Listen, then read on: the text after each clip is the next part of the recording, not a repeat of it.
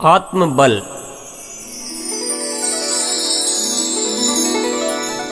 हर आत्मा में अक्षुण्ण बल है। इस बल का सदुपयोग हो जाए तो हर मनुष्य कमाल कर सकता है। वह अपने ही नहीं दूसरों के जीवन को भी धन्य कर सकता है। वह बहुत कुछ सृजन कर सकता है। हर आत्मा की अलग अलग विशेषताएं हैं, सबका अलग अलग स्वभाव है, सबकी अलग अलग सृजनात्मकता है। सबके लिए कोई एक मार्ग निर्धारित नहीं किया जा सकता। कोई दूसरा किसी के बारे में पूरी तरह जान भी नहीं सकता। किसी और के लिए अपनी कोई राय बनाने में पूर्ण सत्यता हो ही नहीं सकती। इसी तरह अपने लिए पूर्ण ज्ञान बाहर कहीं से मिल ही नहीं सकता। वह तो अपने भीतर ही खोजना होगा। एक गुरु 100 शिष्यों को लगातार 10 साल तक एक ही तरह की शिक्षा देता है, लेकिन शिक्षा लेने के पश्चात सब में कुछ न कुछ भेद होगा। सबका कर्म करने का, सोचने का, सृजन करने का तरीका अलग अलग होगा। कोई भी दो हूबहू एक तरह के नहीं हो सकते। बाहर से कितना भी ज्ञान ले लो, लेकिन साथ में आत्मशक्ति का ज्ञान भी करना होगा। वहाँ दूसरों पर निर्भर मत रहो। दूसरे वह मार्ग बता देंगे जो आपके अनुकूल नहीं है। आपकी शक्ति किसी और तरफ प्रवाह कर रही है और आप किसी और के कहने से दूसरी तरफ जाने का प्रयास करेंगे तो क्या स्थिति होगी आप समझ सकते हैं। लेकिन हमें दूसरों पर भरोसा ज़्यादा और अपने आप पर भरोसा कम है। बात ये नहीं है कि दूसरे जो बात कर रहे हैं वह गलत है। वह सत्य भी हो सकती है, परम सत्य भी हो सकती है, बड़ी ही मूल्यवान हो सकती है, आपके लिए बड़ी उपयोगी हो सकती है। लेकिन वह कितनी ही मूल्यवान बात हो, उसमें एक अधूरापन रहेगा ही। यहाँ कहने का ये भाव भी नहीं है कि आप दुनिया में किसी को भी सुनना छोड़ दो। ये आपके ऊपर है कि आप किसे सुनना पसंद करते हैं, कौन आपको ज़्यादा प्रभावित करता है। यहाँ कहने के पीछे भाव यह है कि आप लाख बार से ज्ञान अर्जित कर लो, जब तक अपनी आत्मशक्ति का ज्ञान नहीं करोगे तब तक बात अधूरी ही रहेगी। हर इंसान के भीतर एक बहुत विशाल जगत है। बहुत सारी ऊर्जाएं हैं जिनमें लगातार प्रवाहित होने की प्रवृत्ति है। उनको रोकना असंभव है। यदि आप उनको सही मार्ग नहीं दे पाए तो वे या तो कुंठित होकर आपको मानसिक रुग्णावस्था में डाल देगी या विध्वंसात्मक बन जाएंगी। ऊर्जा हमेशा सृजन करना चाहती है, पर जब सृजन का अवसर नहीं मिलता है तो वह विध्वंस की ओर बहने लगती है। कई ऐसे मनुष्य होते हैं जिनमें ऊर्जा का वेग बड़ा ही प्रबल होता है। वह ऊर्जा ऐसा कुछ करना चाहती है जिससे सारा संसार जाने। उस ऊर्जा का यदि सही उपयोग हो जाए तो इस संसार के लिए बड़ा ही सुंदर कार्य हो सकता है, और यदि इसका सही उपयोग नहीं हो पाया तो वह इंसान या तो पागल हो सकता है या कोई विनाश कर सकता है। किसमें कितनी ऊर्जा है, वह क्या करना चाहती है, किस प्रकार उसको बेहतर दिशा दी जा सकती है, इसके बारे में जितना दूसरों पर निर्भर रहोगे उतना ही ज़्यादा गुमराह होगे। दूसरा कितना भी अच्छा हो, कितना ही अनुभवी हो, आपके अंतर को वह नहीं पढ़ सकता। ये यात्रा तो स्वयं को ही करनी होगी। दूसरा आपको जगा सकता है, बता नहीं सकता।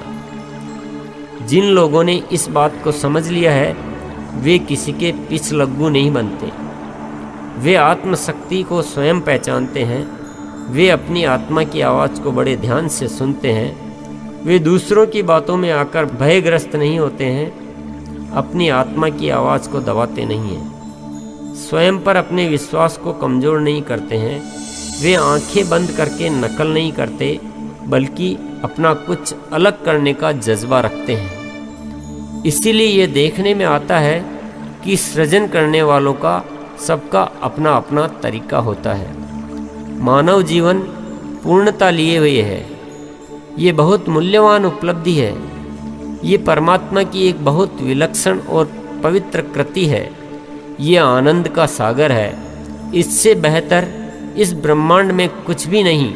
लेकिन पता नहीं क्यों दृष्टि को दूषित किया जा रहा है। हमें बार बार ये समझाया जा रहा है कि हम नीच, पापी और निर्बल हैं।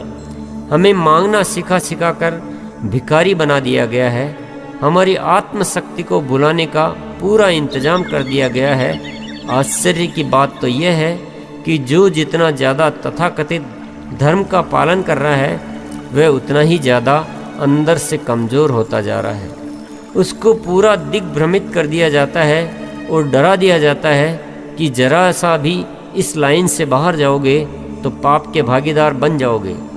और वह इंसान इस पाप के डर से अपनी सारी शक्तियों को भूलकर लकीर का फकीर बन जाता है। सबके सोचने, समझने और आत्मनिरीक्षण की क्षमता को शिथिल कर दिया गया है। क्या हम रोज रोज अपने आप को पतित कहकर परमात्मा द्वारा दिए गए इस अनमोल जीवन का अपमान नहीं कर रहे हैं?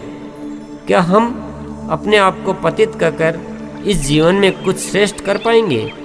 क्या हम रोज रोज परमात्मा से कुछ मांगकर जो हमें मौलिक रूप से मिला है उसको भूलते नहीं जा रहे हैं? कुछ सवाल करो अपने आप से और ईमानदारी से उनके जवाब ढूंढो, सारी बात समझ में आ जाएगी।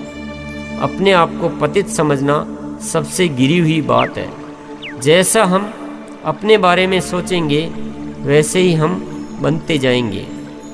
हमारे भीतर ये बात बहुत गहरे में बैठ गई है कि हम कमज़ोर हैं, इसीलिए हम सहारा खोजते रहते हैं। हम सोचते हैं कि किसी का सहारा मिल जाए तो शायद मैं अपने जीवन में कुछ कर सकूं। आपने अपने भीतर उस शक्ति को विस्मृत कर दिया जो जगत का निर्माण कर सकती है। आपने अपनी ऊर्जा को संकुचित कर लिया, सारा ध्यान इस बात पर केंद्रित कर दिया कि कहीं से कुछ मिल जाए और मैं बस उसका सहारा लेकर चल पड़ूं। अपनी जिम्मेदारी के दायरे को बहुत कम कर लिया।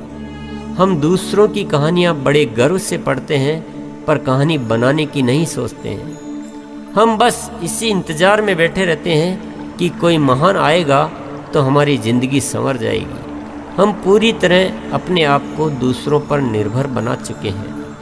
हम ये मान चुके हैं कि मैं तो कमज़ोर हूँ, मुझ में इतनी सामर्थ्य कहाँ कि मैं अपने आप कुछ निर्णय लेकर, कुछ जिम्मेदारी लेकर कोई कहानी बना सकूं। हम हमेशा दूसरों से आशीर्वाद मांगते रहते हैं कि बस आपका आशीर्वाद मिल जाए तो ही मैं कुछ कर पाऊंगा, उसके बिना तो मैं कुछ कर ही नहीं सकता। ये शब्द सुनने में बड़े अच्छे लगते हैं पर ये इंसान को कमज़ोर बनाते हैं। ये उसकी दूसरों पर निर्भरता को बढ़ाते हैं। ये बात मन में बैठ जाती है तो इंसान हर असफलता में यही सोचता रहता है कि मुझे पूरा आशीर्वाद नहीं मिला, मुझे अभी और किसी का आशीर्वाद लेना है तब ही मैं सफल हो पाऊंगा। वह अपनी शक्ति को और जगाने की बात नहीं सोच पाता। आज से अपने सोचने का अंदाज बदलो। जो भी जीवन में मिला है उसका बस धन्यवाद दो और ये सोचो बस अब तो मुझे इतना मिल गया है, अब आत्मशक्ति द्वारा सफल होकर ही रहूँगा। अब मैं दुनिया से रास्ता जानने वाला नहीं, रास्ता दिखाने वाला बनूंगा। मुझे परमात्मा ने इतना शक्तिशाली बनाया है, इन शक्तियों का उपयोग मैं पूरी जिम्मेदारी से करूंगा और आप देखोगे कि अब आपकी पूरी दिशा ही बदल चुकी है। आपके विचारों में ऊर्जा आ गई है, नित्य नया सृजन दिखाई देने लगा है। जिसे आप सोच भी नहीं सकते थे उसे अब एक एक करके सच साबित करते जा रहे हो। बस किसी अहंकार में मत पड़ना, परमात्मा से कुछ मांगना मत, पर परमात्मा को धन्यवाद देते रहना। उसके द्वारा दी गई शक्तियों को धीरे धीरे पहचानने लग जाओगे, महसूस होने लगेगा कि उसमें कितना आनंद है। बस इसी राह पर चलते रहना, जीवन से दूसरों पर निर्भरता घटती जाएगी और आत्मबल बढ़ता जाएगा। अपनी शक्ति को पहचानने में दो बहुत बड़ी बड़ी बाधाएं हैं, साहस की कमी और डर। आदमी सोचता है जिस तरीके से मेरी पीढ़ियां चलती आ रही है, जिस तरीके पर पूरी दुनिया चल रही है वह सही ही होगा। भले ही उसके परिणाम गलत आ रहे हैं, वे दिखाई दे रहे हैं, पर सबसे अलग हटकर सोचने का साहस वह नहीं कर पाता। वह कभी कभी अलग राह के लिए सहमत भी हो जाता है पर फिर भी हिम्मत नहीं कर पाता। एक मान्यता बन गई है कि जिस काम को भीड़ कर रही है वह सही ही होगा, लेकिन सच यह है कि जिसे भीड़ कर रही है वह सही ही हो ये जरूरी नहीं। दूसरा है पाप पुण्य का डर। किसी बात का पालन नहीं करूं तो कहीं मुझे नरक नहीं मिल जाए, अगले जन्म में मुझे सजा नहीं मिल जाए, कहीं मैं इंसान से जानवर तो नहीं बना दिया जाऊं। ऐसी ऐसी कहानियां बना बना कर इंसान को इतना अधिक डरा दिया गया है कि अभी का नरक उसे दिखाई नहीं देता है, भविष्य का नरक उसे दिखाई देने लगता है। ये बात किसी को समझ में नहीं आती कि डर से बड़ा कोई नरक नहीं है। सिर्फ इस वजह से किसी भी लकीर को पकड़ लेना कि यह कहने से स्वर्ग मिलता है और यह करने से नरक मिलता है, हम अपने साथ कितना बड़ा खिलवाड़ कर रहे हैं। किसने दिए ये पैमाने? किसी ने कुछ भी कहानी बना दी और बड़े आश्चर्य की बात है कि पूरी दुनिया उसके पीछे लग जाती है। परमात्मा ने हमें इतना सुंदर जीवन स्वर्ग दिया है, वह दिखाई नहीं देता है। हम अपने ही कृत्यों से इस दुनिया को नरक में तब्दील करते जा रहे हैं, वह हमें दिखाई नहीं देता है। ये सिर्फ हम करते जा रहे हैं एकमात्र डर की वजह से। हम इतने ज़्यादा डर चुके हैं कि कोई भी हमें आसानी से डरा देता है, कोई भी कहानी हमारे ऊपर थोप देता है और हम उसके बड़े भक्त हो जाते हैं। कोई थोड़ी अच्छी कहानी बना लेता है तो हमारे लिए वह भगवान हो जाता है। फिर किसकी हिम्मत जो उसकी बात नहीं माने, बात नहीं माने तो नरक का भागीदार बनता है। डर के भी दो प्रकार हैं, एक कुछ अनिष्ट होने का डर या कुछ खोने का डर। दूसरा डर है कुछ मिलने का लालच। मैं ये करूँगा तो इतना फल मिलेगा, इस जन्म में इतना फल मिलेगा या अगले जन्म में इतना फल मिलेगा, नहीं करने पर ये सब छूट जाएगा। यह भी एक प्रकार का डर ही है। हमें कितना हिसाबी बना दिया गया है। धर्म में भी सौदेबाजी, इस हाथ दे और उस हाथ ले। ये कोई धर्म है? ये कोई आत्मा की आवाज़ है? यह तो निश्चित है कि डर की वजह से किए गए कार्य का अंजाम जो भी हो, पर डर अपने आप में बहुत बुरी बला है। ये किसी भी बुरे से बुरे नरक से कम नहीं है। ये अपनी आत्मा की हत्या है, यानी ये सबसे बड़ी आत्महत्या है। इसीलिए शायद कहावत बनी कि जो डर गया वो मर गया। शरीर को मार लेना तो सिर्फ शरीर की हत्या है, लेकिन डर के वशीभूत होना सबसे बड़ी आत्महत्या है। किसी की बनाई हुई लकीरों पर चलना जीवन की प्रकृति नहीं है। यदि किसी की बनाई हुई लकीरों पर चलने का प्रयास करोगे तो हमेशा भ्रांत अवस्था में रहोगे। जीवन निज की यात्रा है। अपनी आत्मा की आवाज़ को पहचानना सीखो और अपने मार्ग की स्वयं खोज करो।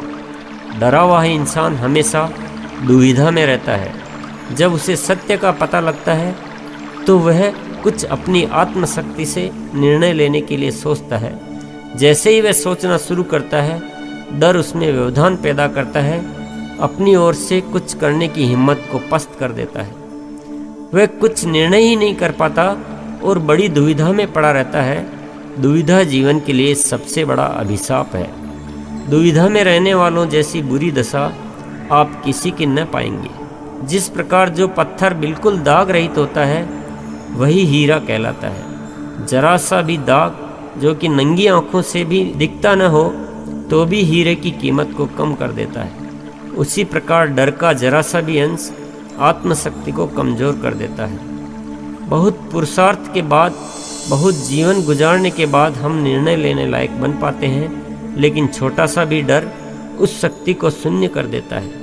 इसीलिए जीवन में कुछ पाना है तो अपनी आत्मा को सच्चा हीरा बनाओ। डर का हल्का सा भी अंश उसमें न आ पाए, तब आप देख पाओगे कि आपके भीतर ही कितनी बड़ी शक्ति का भंडार भरा पड़ा है। डर में यह हिसाब मत लगाना कि किससे डरना चाहिए और किससे नहीं डरना चाहिए। सीधी सी बात है, डर की वजह कोई भी हो, डर की वजह से किया गया हर कार्य गलत है। चाहे वह नरक का डर हो, पाप का डर हो, गुरु का डर हो या अपमान का डर हो। इस डर से कुछ करना कि नहीं करूँगा तो पाप लग जाएगा, ये सोच ही गलत है। वही काम आपकी आत्मा की आवाज़ से, भीतरी इच्छा से हो तो वह पुण्य है। किसी को इसलिए नमस्कार करना कि नहीं करूँगा तो नाराज़ हो जाएगा, क्या इसमें कोई आनंद है? जब कोई सामने आए और भीतर के भाव नमस्कार करने के लिए उमड़ पड़े, आनंद तो उसमें है। एक बार डर के पिंजरे से बाहर तो आकर देखो, फिर अपने कृत्यों का ईमानदारी से निरीक्षण करो, फिर अपने विचारों का निरीक्षण करो, तुरंत सही और गलत का भान हो जाएगा। आत्मशक्ति पूर्ण जागृत हो जाएगी। बस हमारी खोज होनी चाहिए। यदि हमारी खोज ही नहीं है तो स्वतः कुछ भी नहीं हो सकता। यदि विश्वास नहीं होता है तो ये देख लो कि आज तक जिन लोगों को हम अपने जीवन में महापुरुषों के रूप में जानते हैं, क्या उनमें से ऐसा कोई है जिसने डर के वशीभूत होकर या किसी लकीर का फकीर होकर अपना जीवन जिया है? हम उन्हें महापुरुष सिर्फ इसलिए मानते हैं क्योंकि उन्होंने निडर होकर अपने आत्मबल को प्रबल रूप में प्रकट होने दिया। उन्होंने अपने आप को बंधन में नहीं बांधा, उन्होंने अपना अलग रास्ता बनाया। जब वे लोग अलग रास्ता बनाकर महान बन सकते हैं तो हम भी क्यों किसी बंधन में बंधकर अपना जीवन गुजारें? हमारा अलग रास्ता क्या हो सकता है? अब ये विषय बिल्कुल निजी है। यहाँ दूसरे की सलाह बिल्कुल गलत सिद्ध होगी। आत्मशक्ति को खुद को पहचानना है। ये किस दिशा में प्रवाहित हो रही है, खुद को ही खोज कर